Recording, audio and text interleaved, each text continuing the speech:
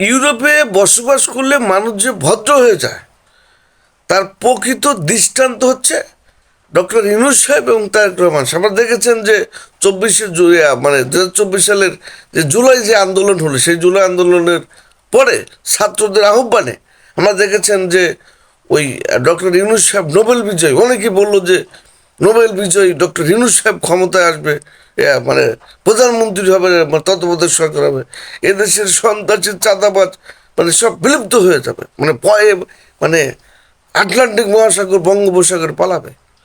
কিন্তু কি হলো, উনি ক্ষমতা আসে পরে নিম নিম নিম নিম করে কথা বললেন। হ্যাঁ, উনি ভদ্র মানুষ, অত্যন্ত জ্ঞানী মানুষ, শিক্ষিত মানুষ, কাউকে কখনো জোর সরেও কথা বলে নাই।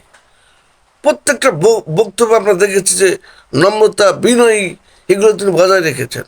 উনি এদেশের মানুষকে যে প্রতিশ্রুতি দিয়েছিলেন সুষ্ঠু নির্বাচন তিনি করেছেন, এবং আমরা দেখেছি যে তিনি উন্নয়নের পাশাপাশি দেশের খাদ্যদ্রব্য অনেকটাই ভালো রেখেছিলেন। আমরা ভালো ভালো ভালো, কিন্তু সেটা তো চলে গিয়েছে, বুঝতে পারছেন।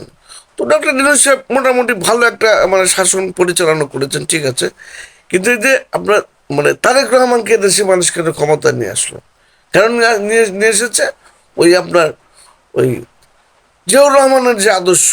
আপনারা জানেন বর্তমান প্রধানমন্ত্রী মাননীয় প্রধানমন্ত্রী তারেক রহমান সাহেব, উনি উনি অত্যন্ত ভদ্র মানুষ এবং কর্মনিষ্ঠ মানুষ।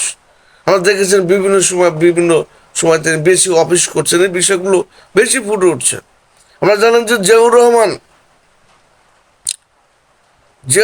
অনেক একটা স্পিরিট ছিল, তার বক্তব্য কথাবার্তা এত ছিল যে এদেশের মানুষ যারা বড় বড় সন্ত্রাসী চাঁদাবাজ ভূমিদস্যু যারা অপরাধ জগতের মানুষ, যত বড়ই হোক না কেন, সবাই জিয়াউর রহমানের নাম শুনলেই মুতে ফেলেছে, ভয়ে আতঙ্কে থেকেছে। জিয়াউর রহমান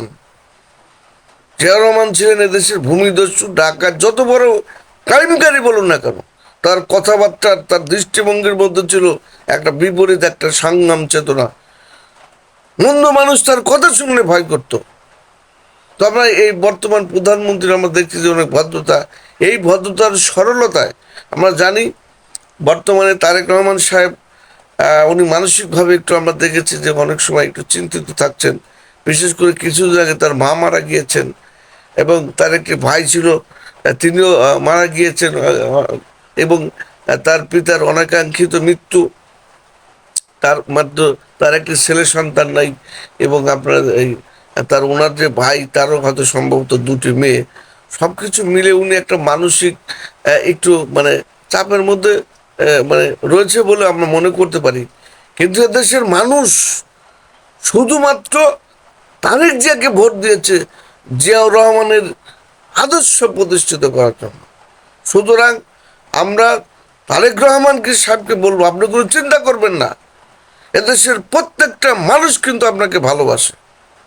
তো কাজেই আপনার কথাবার্তার মধ্যে অনেক স্পিরিট থাকতে হবে, যাতে করে এদেশের যারা ক্রাইম জগতের মানুষ, মন্দ মানুষ, আপনার ভদ্রতা এবং সরলতাকে সুযোগ নিয়ে তারা যেন নেপথ্য থেকে, আড়ালে থেকে কোনো ধরনের চক্র তৈরি করে আপনার চোখে ধুলা দিয়ে এদেশের কোনো ধরনের বড় বড় মূল হত্যার অপরাধ কায়েম করে যেন বেঁচে যেতে না পারে।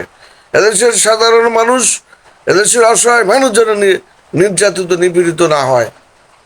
কাজেই আপনাকে জিয়াউর রহমানের কথাবার্তা, তার চালচলন প্রতিলিপি করতে হবে, স্পিরিটে কথা বলতে হবে। তো এদেশে মানুষ আপনার পাশে থাকবে, রয়েছে।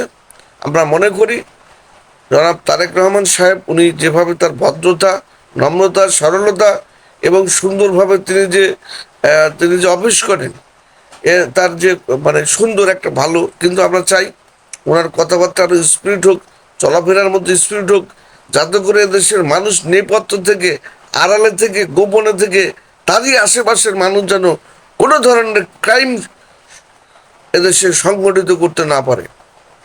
আমরা এই ভিডিওর মাধ্যমে জনাব আমাদের বর্তমান জনগণের ম্যান্ডেট প্রাপ্ত একজন প্রধানমন্ত্রীকে আমরা এই আহ্বানে জানাচ্ছি। সবাই ভালো থাকবেন। আল্লাহ হাফেজ।